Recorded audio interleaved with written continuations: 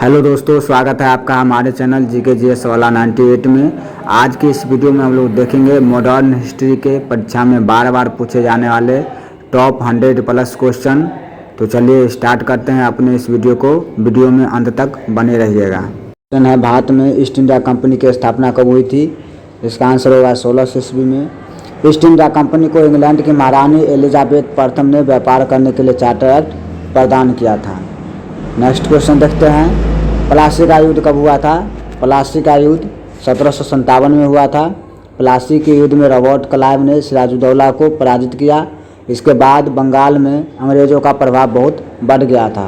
प्लासी के युद्ध में रॉबर्ट क्लाइव ने सिराजुद्दौला को जब पराजित किया तो उसके बाद बंगाल में अंग्रेज़ों का प्रभाव बहुत बढ़ गया था। नेक्स्ट है, प्लासी के युद्ध में अंग्रेज़ों का नेतृत्व कौन किया था? प्लासी के युद्ध में अंग्रेज का नेतृत्व किसने किया था? तो रॉबर्ट क्लाइव आंसर हो जाएगा। रॉबर्ट क्लाइव ने अंग्रेजी सेना का नेतृत्व किया और सिराजुद्दौला को हराकर कंपनी की राजनीतिक शक्ति को मजबूत किया था। नेक्स्ट क्वेश्चन देखते हैं, बक्सर का युद्ध कब हुआ था? बक्सर का युद्ध 1764 में हुआ था।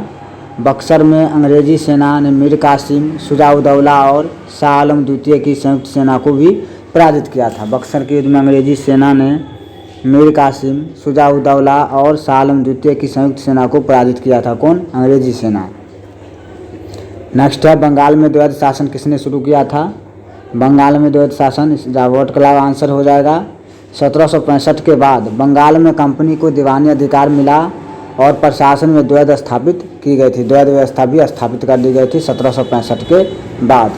नेक्स्ट क्वेश्चन है, अस्थायी बंदोबस्त कब लागू हुआ था? अस्थायी बंदोबस्त 1793 में लागू हुआ था। लॉर्ड कॉर्नवालिस ने बंगाल में अस्थायी बंदोबस्त लागू किया। इसमें जमींदारों से निश्चित राजस्व लेने की व्यवस्था की गई थी। कॉर्नवालिस कौन क्या था? अस्थायी बंदोबस्त लागू किया था कॉर्नवालिस। कब? तो 1793 में बंगाल में। नेक्स्ट है, अस्थायी बंदोबस्त किसने लागू किया था? अस्थायी बंदोबस्त लॉर्ड कॉर्नवालिस ने लागू किया था। इस व्यवस्था में जमींदारों को भूमि से राजस्व वसूलने की जिम्मेदारी दी गई थी। क्या है? इस व्यवस्था में जमींदारों को भूमि से राजस्व वसूलने की जिम्मेदारी भी दी गई थी अस्थायी बंदोबस्त व्यवस्था में। नेक्स्ट है, सहायक संधि की नीति किसने शुरू की थी? सहायक संधि की नीति लॉर्ड वेलेस्ली ने शुरू की थी। इस नीति के माध्यम से भारतीय रियासतों को ब्रिटिश सेना में रखने और उसका खर्चा उठाने के लिए बाध्य किया गया था। सहायक संधि क्या था?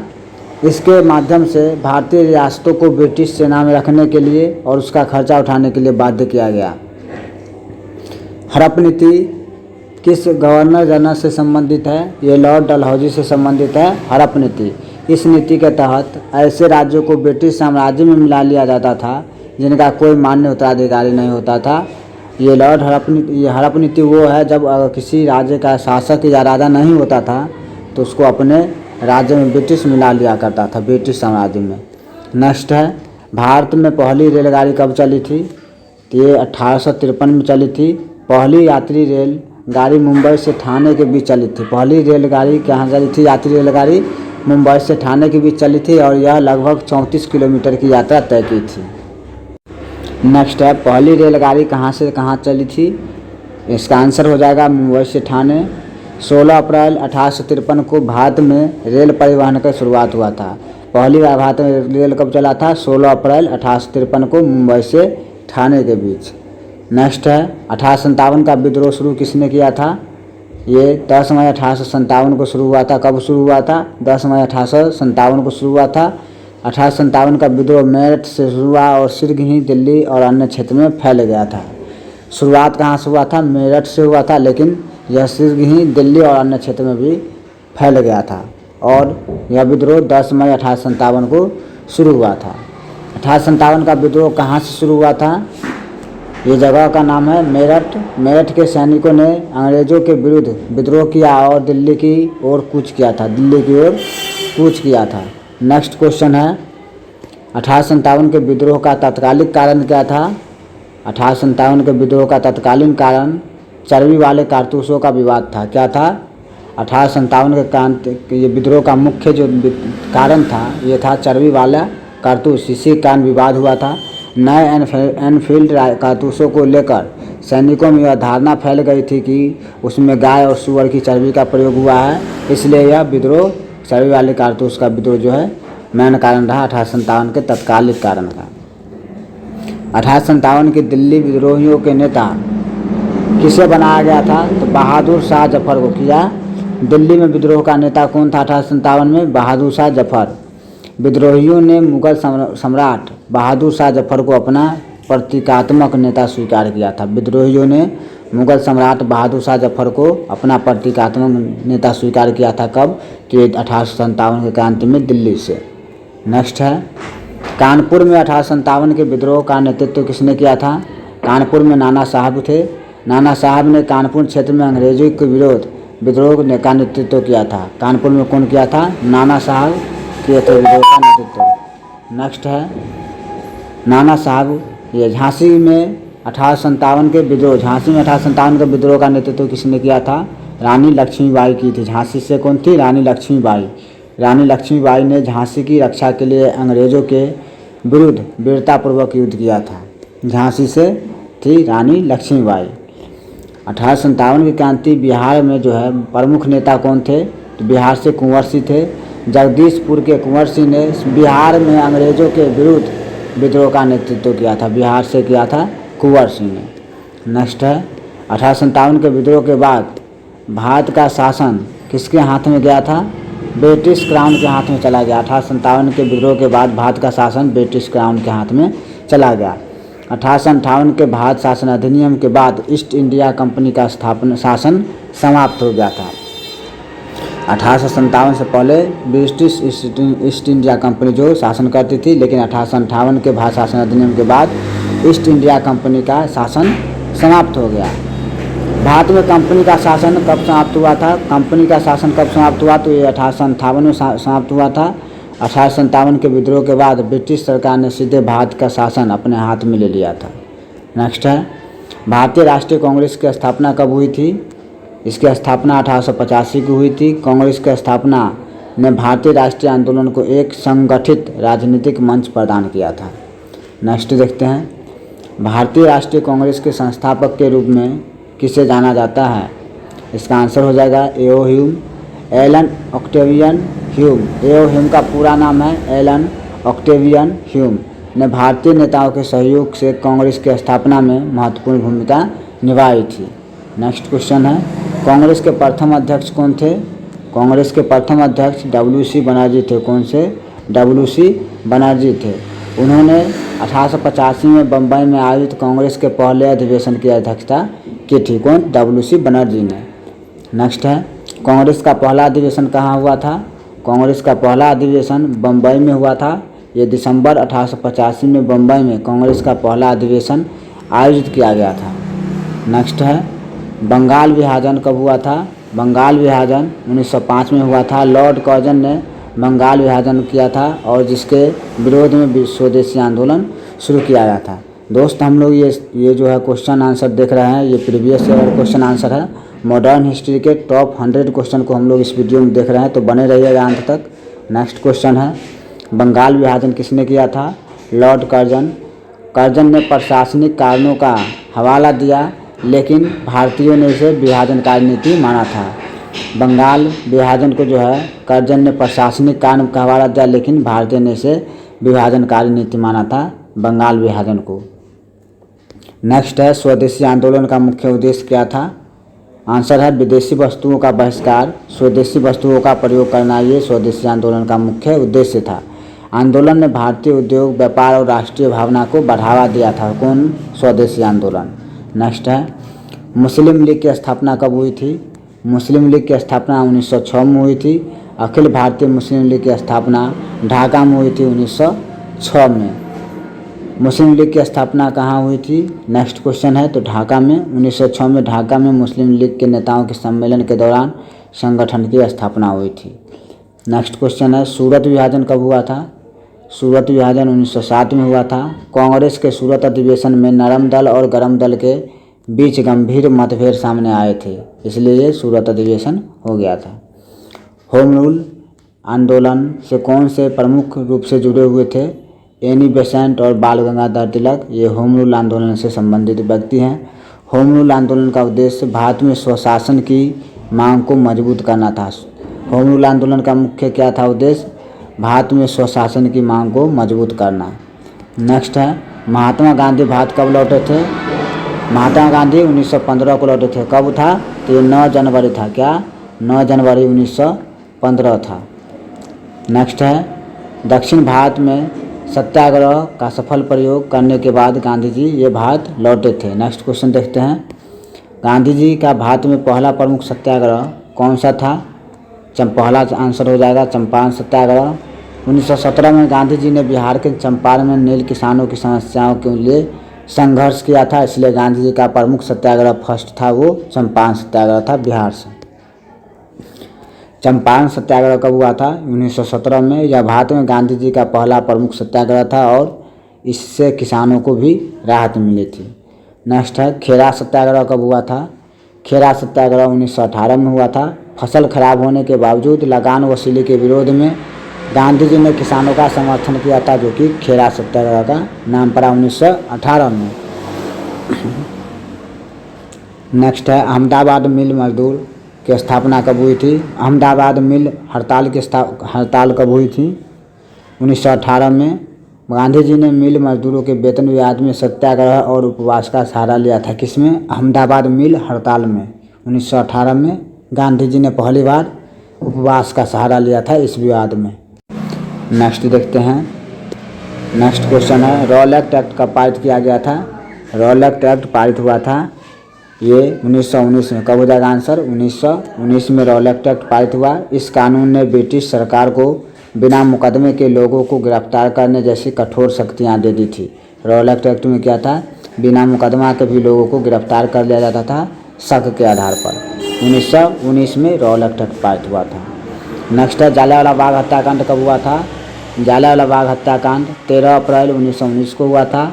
अमृतसर में एक अत्र निहत्थी भीड़ पर जनरल डायर के आदेश पर गोली चलाई गई थी। क्या? जनरल डायर के आदेश पर गोली चलाई गई थी 13 अप्रैल 1919 को जलियांवाला बाग हत्याकांड में। जलियांवाला बाग हत्याकांड कहाँ हुआ था? तो ये अमृतसर जगह है। यह घटना बैसाखी के दिन हुई और भारतीय स्वतंत्रता आंदोलन पर इसका गहरा प्रभाव पड़ा था। नेक्स्ट है जलियांवाला बाग में गोली चलाने का आदेश दिया था जनरल रेजिनाल्ड डायर। क्या है? General R Dyer. इसी को जनरल आर डायर कहते हैं, आर डायर। इसी को, इसका पूरा नाम है जनरल रेजिनाल्ड डायर। इसी ने गोली चलाने का आदेश दिया था जलियांवाला बाग में। डायर ने बिना उचित चेतावनी दिए भीड़ पर गोली चलाने का आदेश दे दिया था जलियांवाला बाग हत्याकांड में। नेक्स्ट है असहयोग आंदोलन कब शुरू हुआ था? असहयोग आंदोलन 1920 में शुरू हुआ था। गांधी जी ने ब्रिटिश शासन के साथ सहयोग समाप्त करके के उद्देश्य से अहिंसक आंदोलन शुरू किया था। इसी को असहयोग आंदोलन कहा गया है। नेक्स्ट है असहयोग आंदोलन किसने शुरू किया था? अभी देखे हैं महात्मा गांधी। आंदोलन में सरकारी संस्थाओं, उपाधियों और विदेशी वस्तुओं के बहिष्कार पर जोर दिया गया था। किस आंदोलन में? असहयोग आंदोलन में। मतलब विदेशी संस्था, उपाधि और वस्तु का बहिष्कार करना था इसमें। असहयोग आंदोलन क्यों वापस लिया गया? ये चौरी चौरा घटना के कारण। क्या है? चौरी चौरी घटना का 1922 में। क्या था? 1922 में। आंदोलन के दौरान हिंसा होने पर गांधी जी ने अहिंसा के सिद्धांत के कारण इसे वापस ले लिया था। नेक्स्ट है चौरा चौरी घटना कब हुई थी? चौरी चौरा घटना हुई थी 1922 में। उत्तर प्रदेश के चौरी चौरा में प्रदर्शन हिंसक हो गया और पुलिस थाने में आग लगा दी गई थी, जिसके कारण गांधी जी ने इसे असहयोग आंदोलन को वापस ले लिया था। स्वराज पार्टी की स्थापना कब हुई थी? स्वराज पार्टी की स्थापना 1923 में हुई थी। चित्तरंजन दास, मोतीलाल नेहरू ने स्वराज पार्टी बनाई और विधान परिषदों के माध्यम से ब्रिटिश शासन का विरोध भी किया था। नेक्स्ट है स्वराज पार्टी के प्रमुख संस्थापक कौन थे? चित्तरंजन दास और मोतीलाल नेहरू। उनका उद्देश्य भारत परिषदों में प्रवेश करके सरकार की नीतियों का विरोध करना था, इसका मुख्य उद्देश्य था। नेक्स्ट है साइमन कमीशन भारत कब आया था? साइमन कमीशन 1988 में भारत आया था। और इसका गठन कब हुआ था? साइमन कमीशन का गठन, यह गठन हुआ था 1927 में इसका गठन हुआ था, जबकि भारत आया था 1928 में। आयोग में कोई भारतीय सदस्य नहीं था, इसलिए देश भर में इसका विरोध हुआ था। साइमन कमीशन का विरोध क्यों हुआ था? क्योंकि इसमें एक भी भारतीय सदस्य नहीं था। नेक्स्ट क्वेश्चन है साइमन कमीशन के विरोध का प्रसिद्ध नारा क्या था? इसका प्रसिद्ध नारा था साइमन गो बैक। क्या? Simon go back. भारतीयों ने आयोग में भारतीय प्रतिनिधि न होने के कारण इसका विरोध किया था। नेक्स्ट है, नेहरू रिपोर्ट कब प्रस्तुत हुई थी? नेहरू रिपोर्ट 1928 में प्रस्तुत हुई थी। मोतीलाल नेहरू की अध्यक्षता में तैयार रिपोर्ट में भारत के लिए संवैधानिक सुधारों का प्रस्ताव रखा गया था। किसमें? नेहरू रिपोर्ट 1928 में। नेक्स्ट क्वेश्चन है, पूर्ण स्वराज क्या है? पूर्ण स्वराज का प्रस्ताव कब पारित हुआ था? 1929 में लाहौर अधिवेशन में कांग्रेस ने पूर्ण स्वतंत्रता को अपना लक्ष्य घोषित किया था। नेक्स्ट क्वेश्चन है, पूर्ण स्वराज का प्रस्ताव जो है किस अधिवेशन में पारित किया गया था? पूर्ण स्वराज का प्रस्ताव किस अधिवेशन में किया गया था? इसका आंसर लाहौर अधिवेशन। 1929 के लाहौर अधिवेशन की अध्यक्षता जवाहरलाल नेहरू ने की थी और इसी में जो है पूर्ण स्वराज की घोषणा की गई थी। पूर्ण स्वराज। नेक्स्ट है, लाहौर अधिवेशन के अध्यक्ष कौन थे? जवाहरलाल नेहरू आंसर हो जाएगा। उनके नेतृत्व में कांग्रेस ने पूर्ण स्वराज को अपना लक्ष्य बनाया था। लाहौर अधिवेशन 1929 में इसमें पूर्ण स्वराज की मांग की गई थी और इसका नेतृत्व जो है जवाहरलाल नेहरू ने किया था। नेक्स्ट है, स्वतंत्रता दिवस पहली बार कब मनाया गया था? ये स्वतंत्रता दिवस पहली बार 26 जनवरी 1930 को मनाया गया था। पूर्ण स्वराज की घोषणा के बाद 26 जनवरी को स्वतंत्रता दिवस के रूप में मनाने का निर्णय लिया गया था। 12 मार्च 1930 को दांडी मार्च कब शुरू हुई थी? 12 मार्च 1930 को गांधी जी साबरमती आश्रम से दांडी तक पैदल गए और नमक कानून का भी विरोध किया था इन्होंने। नेक्स्ट है, दांडी मार्च किस आंदोलन से संबंधित था? दांडी मार्च ये सविनय अवज्ञा आंदोलन से संबंधित था। दांडी मार्च सविनय अवज्ञा आंदोलन की शुरुआत का महत्वपूर्ण प्रतीक बना था। दांडी मार्च का उद्देश्य क्या था? दांडी मार्च का मुख्य उद्देश्य था नमक कानून का विरोध करना। गांधी जी ने नमक बनाकर ब्रिटिश सरकार के नमक कानून को चुनौती दे दी थी। किसमें? दांडी मार्च में। नेक्स्ट है, गांधी इरविन समझौता कब हुआ था? इसका आंसर हो जाएगा 1931 में। इस समझौते के बाद गांधी जी ने दूसरा गोलमेज सम्मेलन में भी भाग लिया था। कब? 1931 में। नेक्स्ट है, गांधी जी ने किस गोलमेज सम्मेलन में भाग लिया था?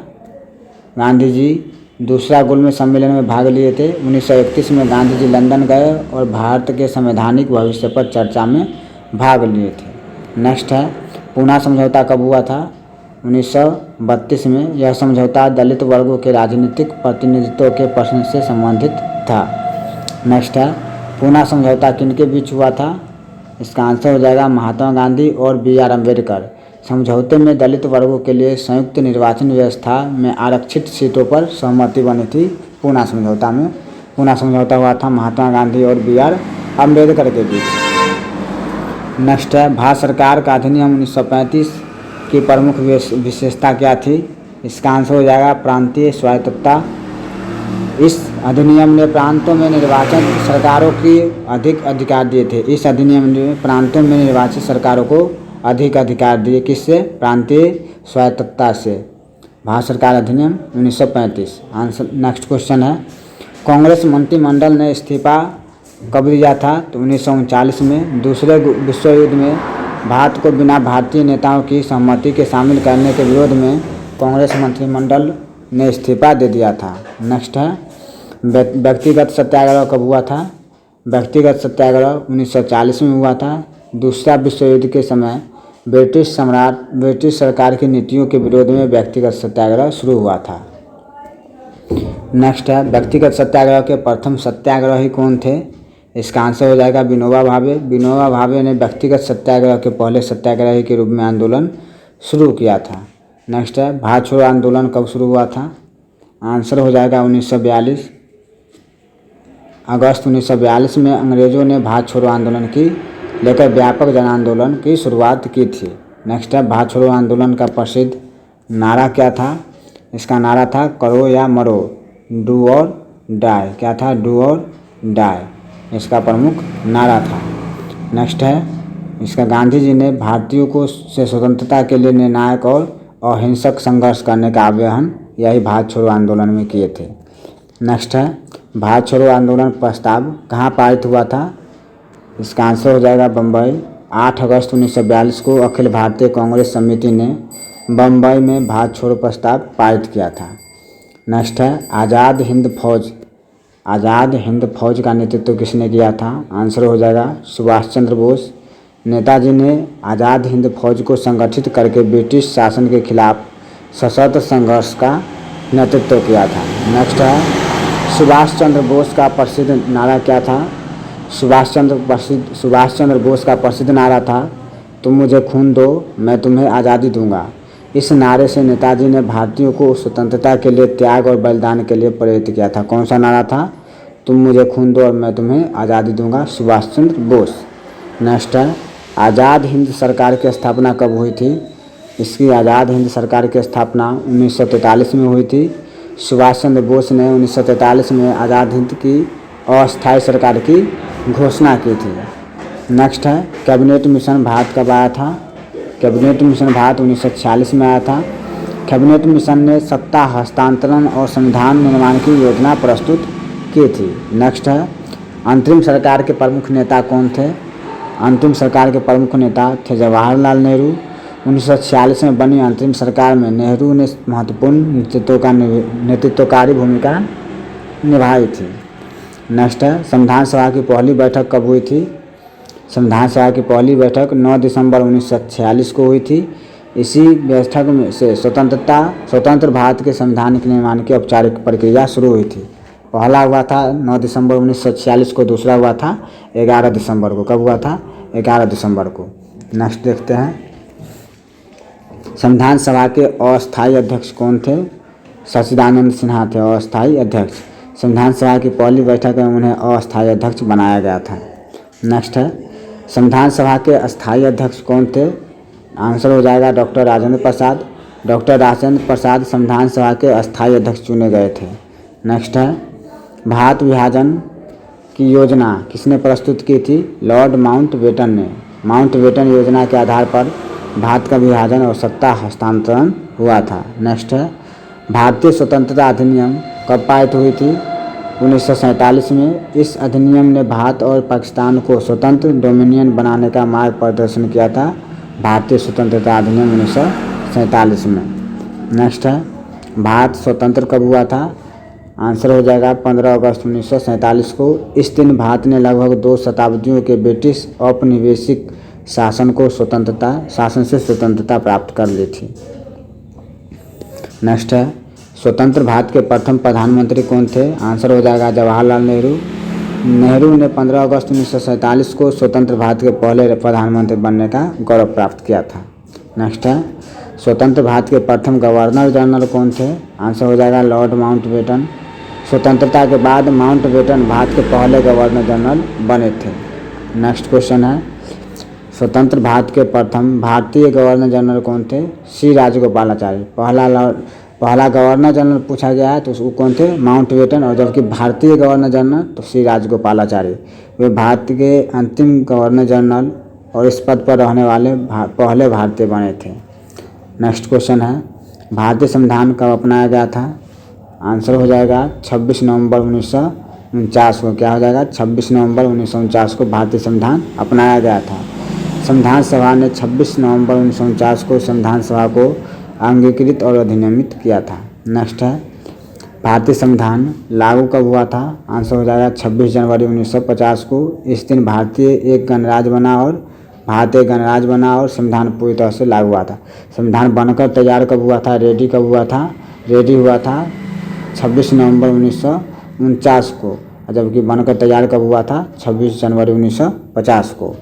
नेक्स्ट है, स्वतंत्र भारत के प्रथम राष्ट्रपति कौन थे? आंसर हो जाएगा डॉक्टर राजेंद्र प्रसाद। डॉक्टर राजेंद्र प्रसाद भारत के पहले राष्ट्रपति बने और 1950 से 62 तक इस पद पर रहे थे। और राजेंद्र प्रसाद कहाँ से थे? ये बिहार से थे। कहाँ से? बिहार से संबंध रखते थे। नेक्स्ट है, भारतीय संविधान की प्रारूप समिति के अध्यक्ष कौन थे? आंसर हो जाएगा BR अम्बेडकर। प्रारूप समिति ने भारतीय संविधान के अंतिम प्रारूप को तैयार करने में महत्वपूर्ण भूमिका निभाई थी। नेक्स्ट है, भारतीय संविधान के प्रमुख शिल्पकार के रूप में किसे जाना जाता है? Doctor B R. अम्बेडकर को भारतीय संविधान का शिल्पकार कहा जाता है। नेक्स्ट, वे प्रारूप समिति के अध्यक्ष थे और संविधान निर्माण में उनका महत्वपूर्ण योगदान रहा। किसका? प्रारूप समिति के अध्यक्ष कौन थे? तो डॉक्टर बी.आर. अम्बेडकर थे। नेक्स्ट है, ब्रह्म समाज की स्थापना किसने की थी? आंसर हो जाएगा राजा राम मोहन राय। उन्होंने सामाजिक और धार्मिक सुधार के लिए ब्रह्म समाज की स्थापना किया था। नेक्स्ट है, ब्रह्म समाज की स्थापना कब हुई थी? आंसर हो जाएगा 1828 को। ब्रह्म समाज ने मूर्ति पूजा, सामाजिक कुरीतियों और अंधविश्वासों के विरोध में सुधारवादी विचारों को बढ़ावा दिया था। नेक्स्ट है, आर्य समाज की स्थापना किसने की थी? आंसर हो जाएगा स्वामी दयानंद सरस्वती। उन्होंने वेदों की ओर लौटो और सामाजिक सुधार का संदेश दिया था। वेदों की ओर लौटो कौन कहा था? स्वामी दयानंद सरस्वती ने। नेक्स्ट है, आर्य समाज की स्थापना कब हुई थी?